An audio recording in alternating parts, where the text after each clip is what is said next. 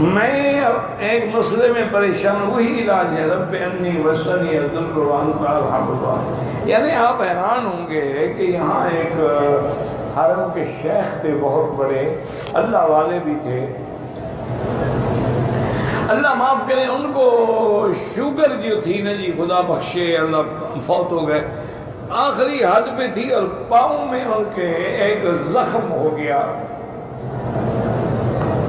اور اللہ بچائے یہ زخم جو ہے نا، اگر شوگر ہو تو وہ زخم ٹھیک نہیں ہو،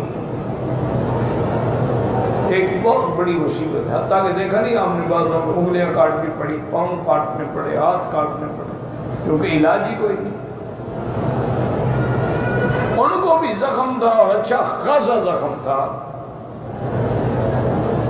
مجھے ایک ڈاکٹر تھے، وہ ڈاکٹر بھی بڑے اللہ والے تھے ماشاءاللہ، وہ ان کے والد تھے، انہوں نے ایک دن مجھے بتایا، انہوں نے کہا مکی صاحب میں حیران ہوں کہ اس قسم کے زخم جو ہیں ان میں ہر حال میں پاؤں کاٹنا پڑتا ہے، لیکن شیخ صاحب کا پاؤں ٹھیک ہو گیا، زخم ختم ہو گیا، زخم کا داغ بھی نہیں ہے، انہوں نے پتہ نہیں کیا علاج کیا۔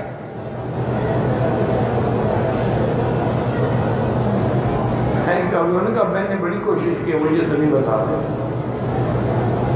میرے ساتھ بہت محبت کرتے تھے، ہم نے کئی سفر بھی اکٹھے کیے، تو ایک دن میں نے انہیں مجبور کیا، تو انہوں نے کہا کہ مکی صاحب یہ سب دعا ایوب کی برکت ہے کہ میں نے سب وظیفے چھوڑ دیے اور رات دن بس اسی دعا میں لگ گیا، چلتے پھرتے اٹھتے بیٹھتے، طواف میں حرم میں آتے، رب انی مسنی الضر وانت ارحم الراحمین، رب انی مسنی الضر وانت ارحم الراحمین۔ میں رو رو کے دعائیں مانگی، یا اللہ میں چلنے سے رہیں گے، ورنہ وہ ہمیشہ طواف کرتے تھے، صبح کو بھی رات کو بھی، میں اب طواف کیا میں چل نہیں سکتا۔ وہ فرماتے ہیں کہ میں یہ دعائیں کرتا رہا، اللہ کی شان ہے کہ ایک دن صبح کو اٹھا وضو کے لیے، میں بڑی احتیاط، لیکن دیکھو زخم ہے ہی نہیں، میں نے بیوی کو بلایا کہ مجھے کوئی دھوکہ تو نہیں لگ رہا، تو میں نے کہا دیکھو میرے پاؤں لگا، تمہارا پاؤں تو بالکل صاف ہے، ٹھیک ہو گیا پہلے کی طرح۔ میں نے کہا بس الحمدللہ، اس کو اپنے تک راز رکھنا، کسی کو کہنے کی ضرورت نہیں۔